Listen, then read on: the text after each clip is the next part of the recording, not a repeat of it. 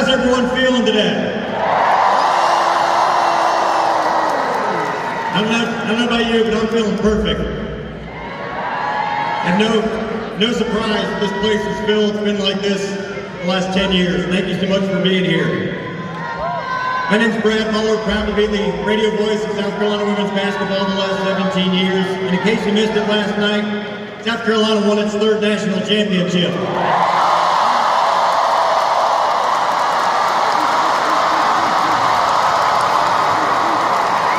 Let's bring them on out, and then we'll brag on them for a little bit. Let's meet your players first. Number 0, senior guard, Tahina Papa. Number 2, sophomore forward, Ashlyn Watkins. Number 5, freshman guard, Kendall Johnson. Number 10, senior center, Camilla Cardoso. Number 12, freshman guard, Malaysia Mulwiley. Number 15, freshman center, Adele Tack. Number 20, junior forward, Sanaya Fagan. Number 21, sophomore forward, Chloe Kitts. Number 23, junior guard, Bree Hall. Number 25, sophomore guard, Raven Johnson. Number 35, senior center, Sakiba Walker. Your Kelly, Winston Gandy, Jolyn Law, Lisa Boyer, and your head coach, Dawn Staley.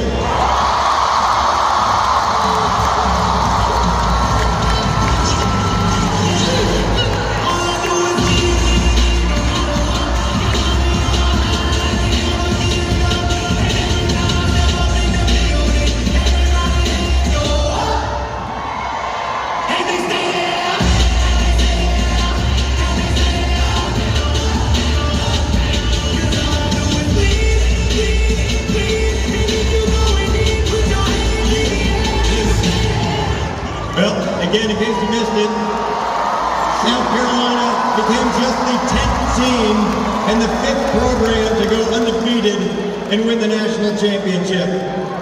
They passed every test, perfection. They won in Paris. They won in places like Durham and Chapel Hill. They won in places you may have never heard of, like Uncasville, Connecticut.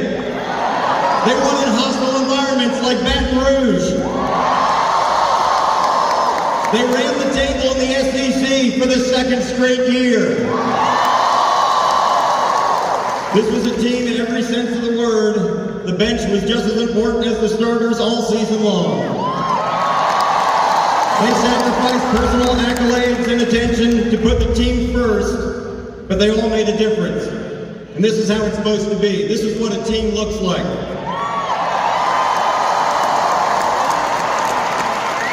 This team put the we ahead of the me, and look where they are. They're perfect.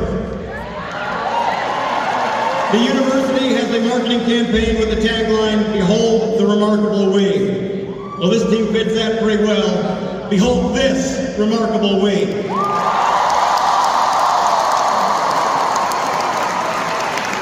I said it last night and I'll say it again. Perfection wears garnet and black. And now it's my pleasure to introduce someone who knows a little bit about winning some championships, Athletics Director Ray Tanner. Thank you, Brad. Welcome to Colonial Lock Arena, home of the 2024 National Champions.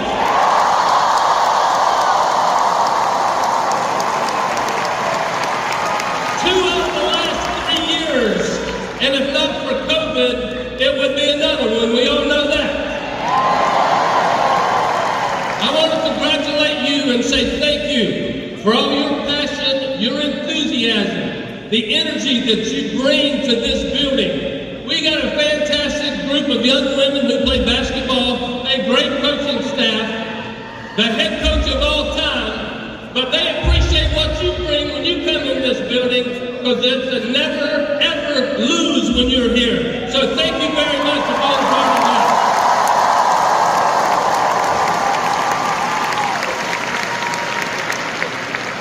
And I appreciate all of you who drive out from being in the Thomas Cooper Fountain last night. Thank you.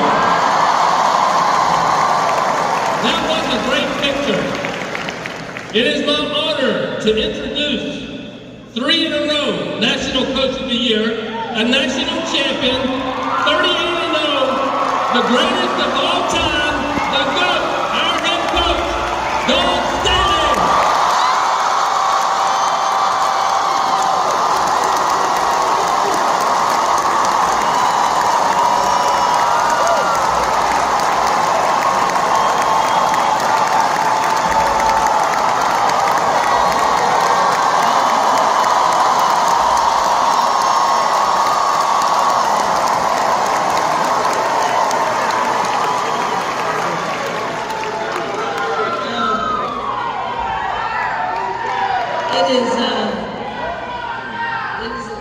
It's an incredible honor to come back to this, to come back to you.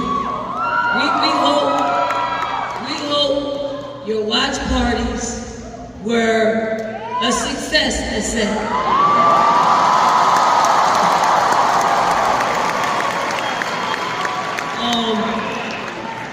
It's so cool to come back to a place in which we've had so much success. Colonial Life Arena, in the way that you support our women's basketball team and men's basketball team, because it was pretty special up in this place.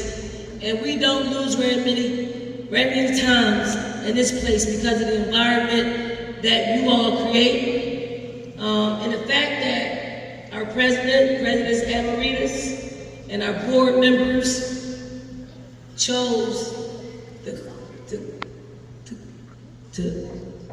to close class for today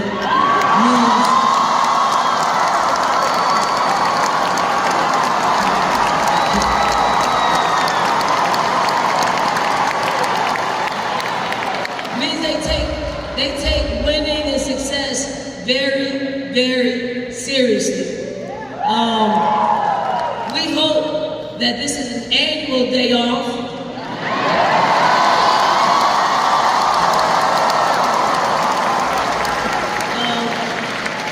But I just have to give it up to our players who made a commitment to each other.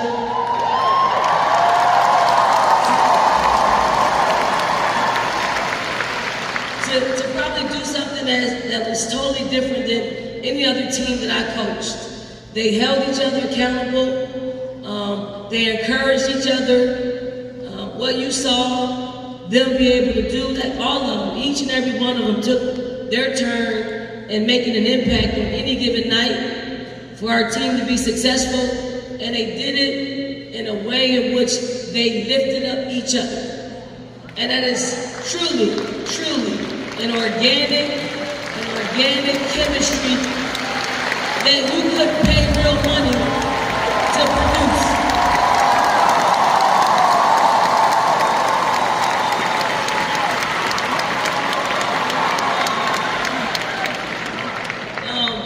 I'll say this, sometimes we often don't know why. I thought the team that we fielded last year would have brought home a national championship. It didn't happen. Half of the players on this team felt that loss, and they vowed to bring it on home. And sometimes they had a little swag about it. Sometimes they had a confidence about them. Sometimes it was a little bit too much for us to take because we didn't know what was going to happen on the floor. And it happened last night when these players were talking and they used some choice words, and we give them their space. We're in the coach's locker room, and they're saying, we're going to do this to them, we're going to do that to them, we're going to do this to them, we're going to do that to them, right?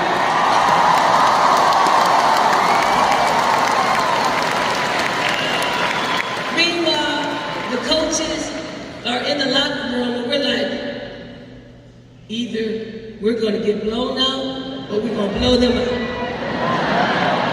And I would say for the first 3 minutes of the game, we got blown out. But the 37 other minutes,